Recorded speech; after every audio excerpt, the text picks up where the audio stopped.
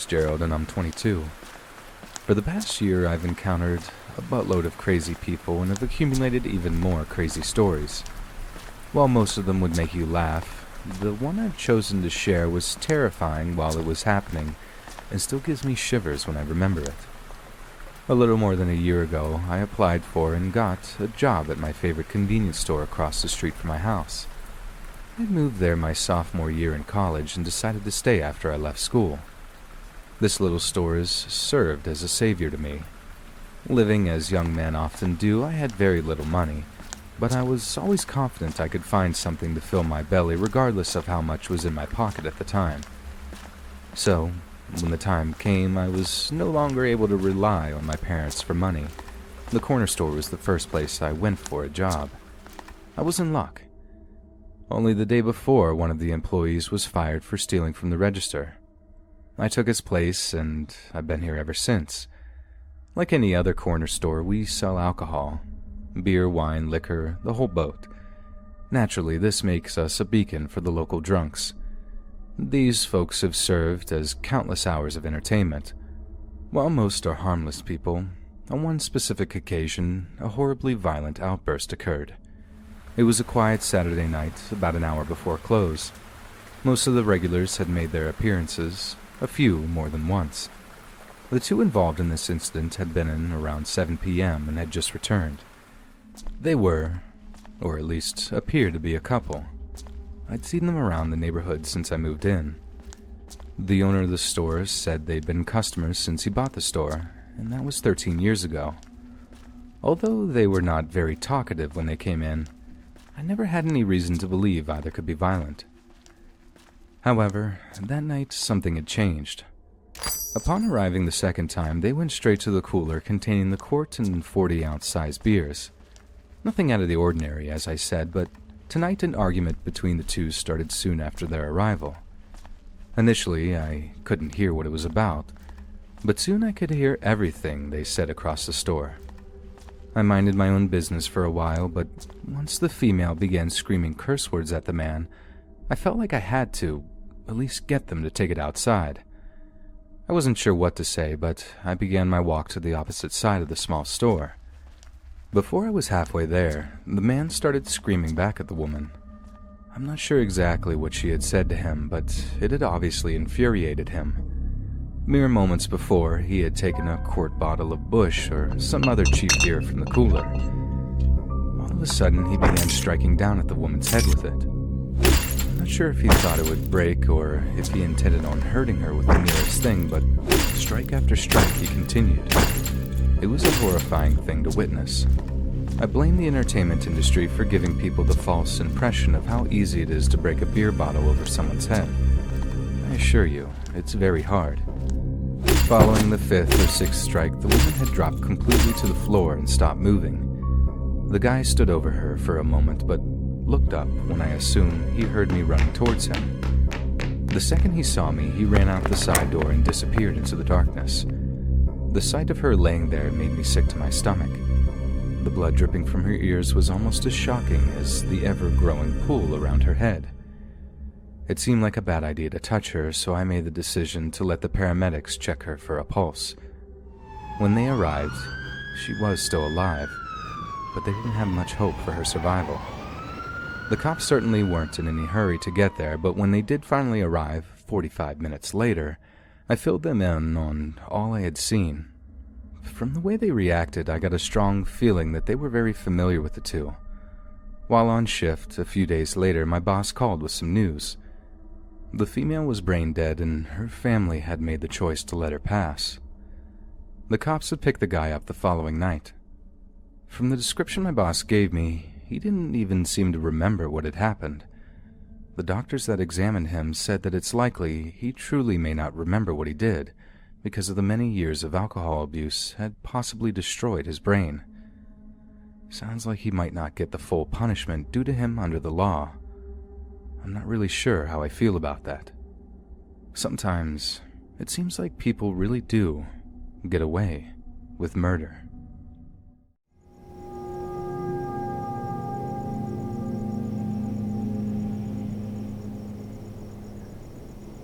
I serve as one of two managers for our local branch of a national convenience store chain. Starting as a wide-eyed 23-year-old girl, I worked my way up to night manager within 5 years. Not a groundbreaking achievement, I admit, but an achievement nonetheless.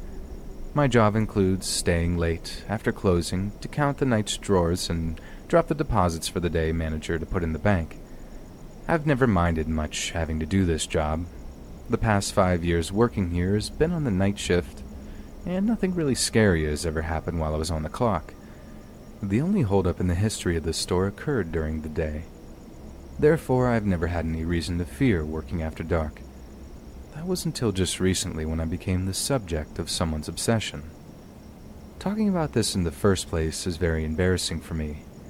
I feel like when people hear about this, they think I am bragging about my looks, but I swear I'm not. I recognize that I'm an average-looking woman, but that's as far as my vanity goes. I would have probably kept this incident to myself, but my therapist feels that sharing my experience will help other women, as well as myself. So, that's why we're here.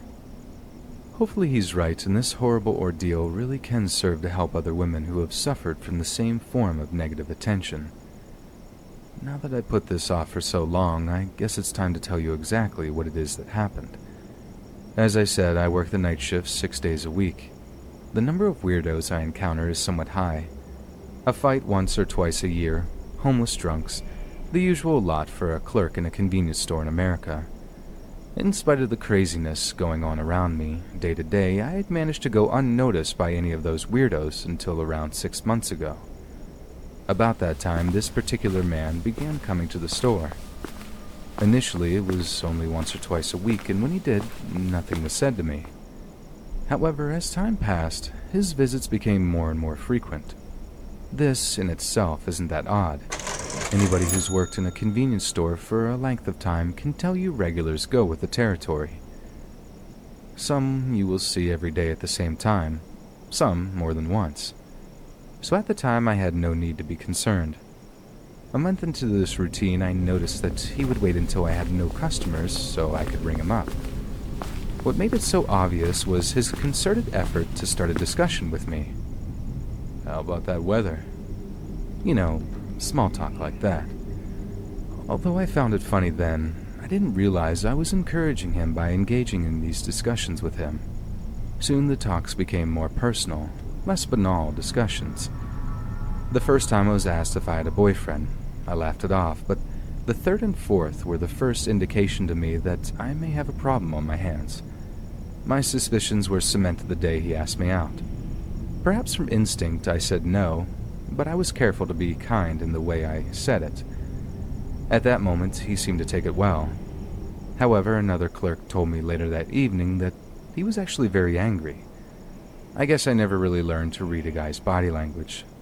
The next time he came in, he didn't talk to me and didn't return to normal until a few days later, when he acted like nothing had ever happened.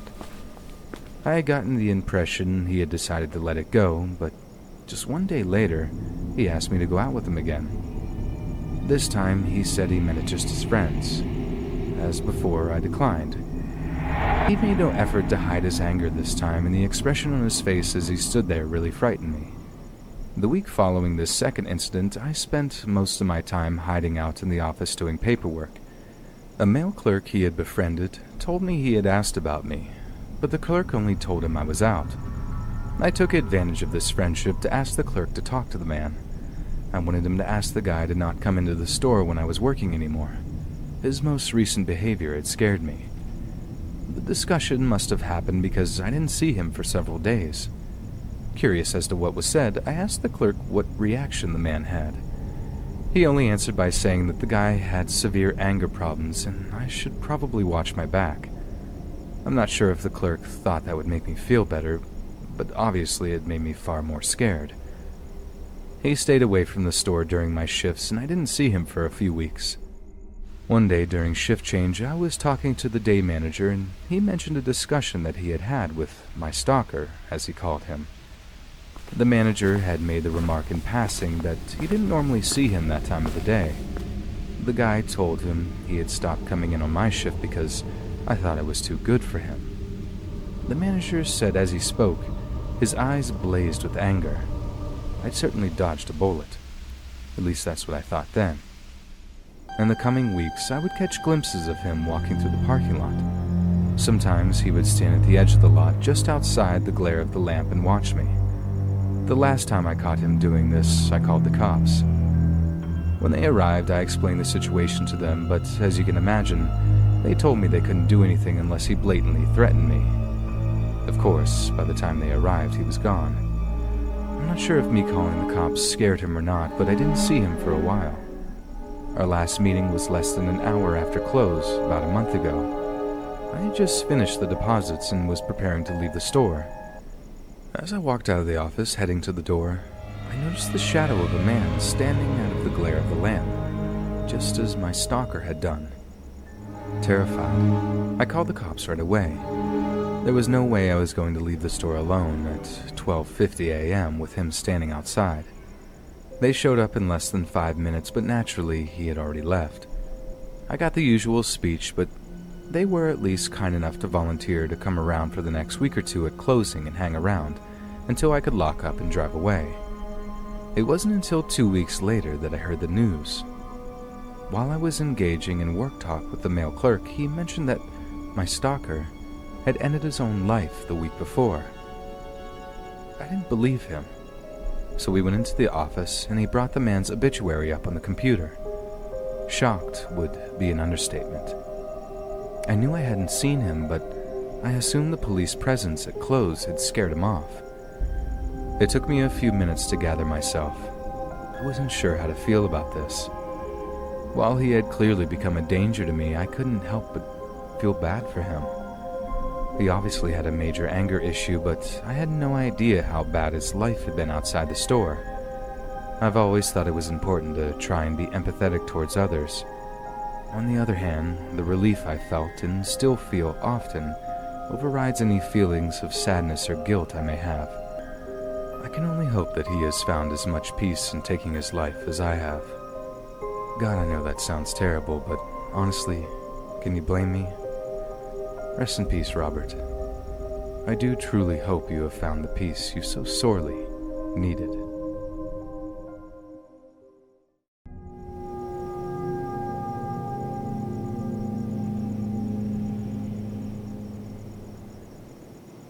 Recently, a terrible event occurred at the gas station my family owns, and considering the fact the victim was somebody close to the family, I thought this would be the best way for him to be remembered.